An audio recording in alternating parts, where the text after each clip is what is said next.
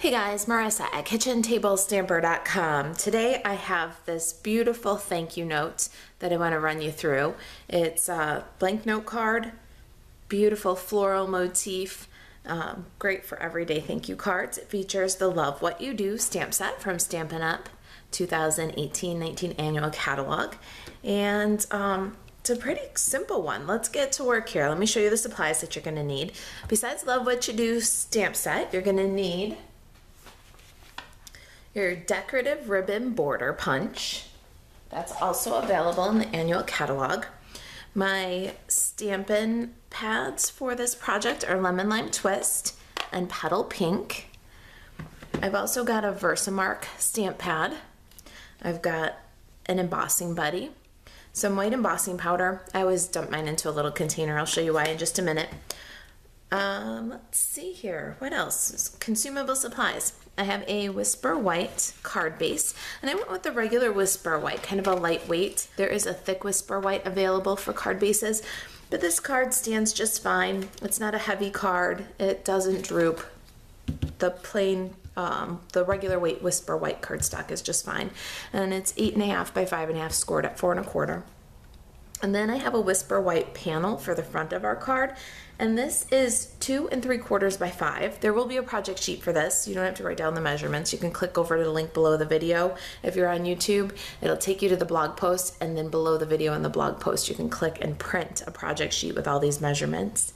I have a piece of basic black cardstock. This is 3 3/4 by 1, and I have a piece of Petal Pink cardstock that's 1 1/4 by 5.5. Got some black and white baker's twine here, about 26 inches. All right, let's get started by punching this border. I've got the decorative ribbon here, and what I like to do is just pop it in right in the middle, give it a punch. You gotta keep your hands away from the punch. Make sure that when you grip the punch, you grip it with a big wide open space here. You don't wanna hold it this way, you'll pinch the palm of your hand. So big wide punch, and sometimes I have to push both sides. Let me show you what I'm talking about with this punch. All right, so then you wanna line up the punch so that through the decorative strip that you already punched, you see 2 patterns and only silver. When you've got that, you can give it a little squeeze to hold it in place. And then again, see how I've got a big wide grip on it, 2 thumbs? That's gonna make it easier to punch and keep your hands safe. All right, so then we're gonna pull it down and repeat again so that we've got our pattern all lined up. You can also check before you punch a repeat pattern like this, how does it look from the back side? Oh look, I'm almost to the end. I'm not even gonna punch that side again. Just move down and punch the other side here. So now again, I'm gonna make sure that one of those little patterns disappears kind of into the punch so that your pattern repeats without any trouble. And you can check that to make sure that it's gonna punch right by looking at the bottom. Make sure that and then again, we're gonna kind of grab it, 2 thumbs, nice and wide, and give a punch. And now we've got this repeat pattern. A little bit longer than what we need. I'm just gonna tear it right out. All right, let me swipe away the punch outs and grab my Stampin' Pierce mat and ink, and we'll get stamping. All right, I didn't tell you about the Memento Tuxedo Black that we need here because I stole it for my Facebook Live bucket. But we're gonna start with that one. The supplies are listed on the project sheets, so if you need a reminder, it'll be there. But the first thing you wanna do is do your black ink stamping. And the reason for that is you wanna stamp the black, then let it dry while you emboss, then stamp the color. I don't know if the camera's picking it up, but my ink wasn't completely dry in the Memento when I did this one.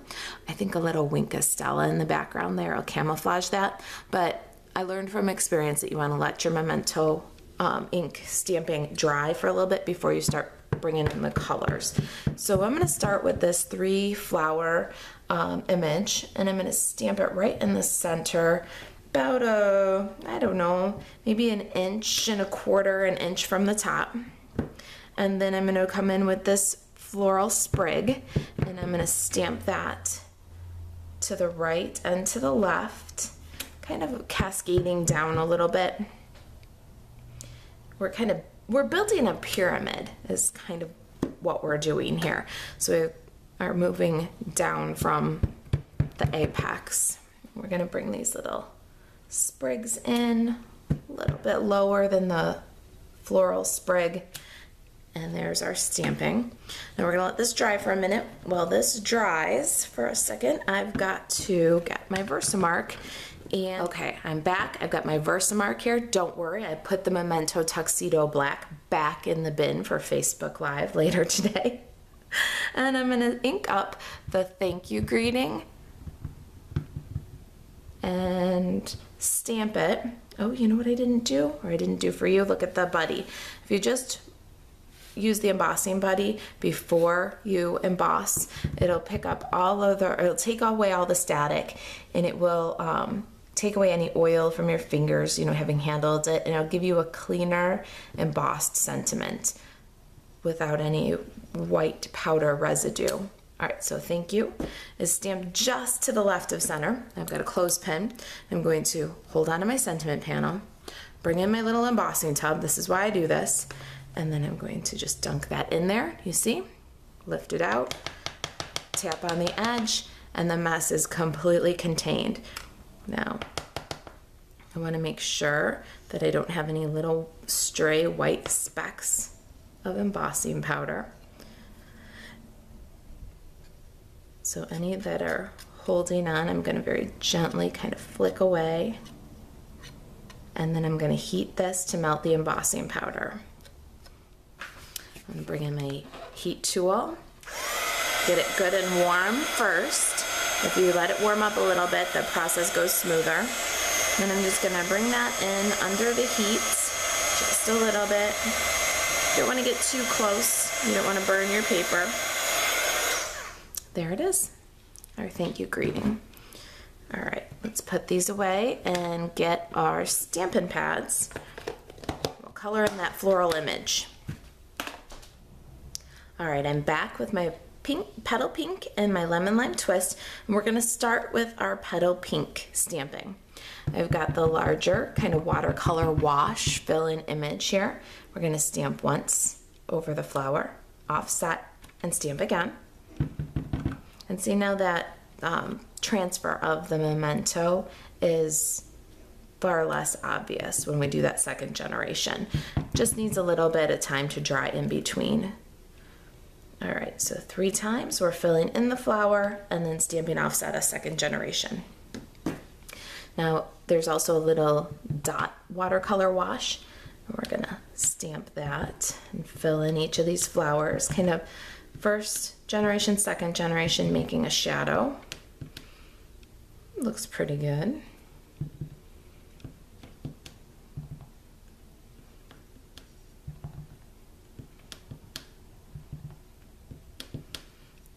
All right.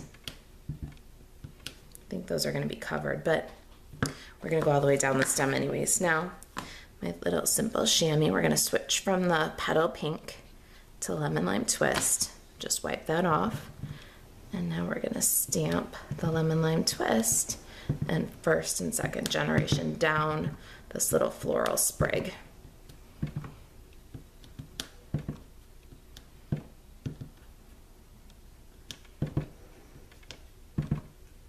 All right, looks pretty good. I'm going to wipe these stamps and put away the ink pads, and we'll assemble this card. All right, I've got some snail and some dimensionals, the rest of my pieces. Let's do this thing. So I'm going to take my thank you greeting and run snail along both edges of the back side. You want to get close to the bottom edge especially, because now we're going to take our little decorative ribbon and we want to center that between 2 of the circle cutouts. Let me show you. All right, so now it's adhered into the snail, and what we did was centered it between 2 of the dots so that the pattern repeats equally. Now what I'm going to do is take my snips and I'm going to follow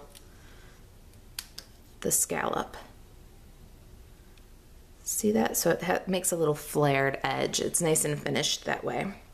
Same thing here. We're just going to follow that scallop and trim off the excess.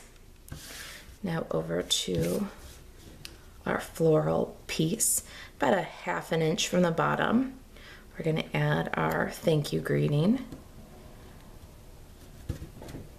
And then wrap with the black and white baker's twine. I'm going to leave about 5 or 6 inches off the left side and then wrap twice.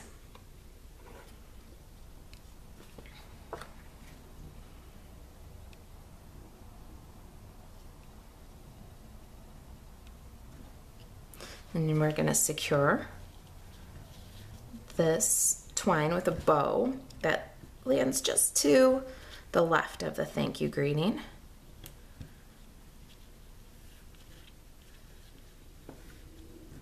A medium-sized bow adds a little texture. I love this. And then we're going to trim off the excess. I cut these way too long. All right. Next up, dimensionals, several, because we are going to pop up this main panel on the card and we want to give it support. And if you know me, you know that I tend to go a little heavy on the adhesive, but I like it that way. I don't like cards that cave in the mail. It's worth a little extra adhesive. I'm going to peel the release paper on all these and I'll cut back in and we'll finish assembly. All right, all my dimensionals are sticky. We're going to just center that top to bottom, left to right. We want an even border all around. Adhere to burnish. Now, a little Wink of Stella on these couldn't hurt. So if you wanted to go ahead and swirl a little color or a little glitter in, I'm gonna do it kind of in the background here, where these little 2nd generation wash of color were stamped. Gives it kind of a glow. Can go on the little sprigs. Add some little dots of Wink of Stella. And the little crease of the flowers. Whatever you like. You like a little bit at this base of the flower too. Just a gentle little bit of color, or gentle little bit of sparkle. You don't want to overdo it. I don't know if the camera's picking it up, but it adds a really delicate flair. Just something special, a little extra. No extra weight, no extra bulk. There they are. Aren't they beautiful? With that just little Wink of Stella. I hope the camera's picking that up for you. All right, if you've got any questions about the project, about Stampin' Up, if there's anything that I can do to help you stay crafty, email me, Marisa at kitchentablestamper.com. Thanks for watching.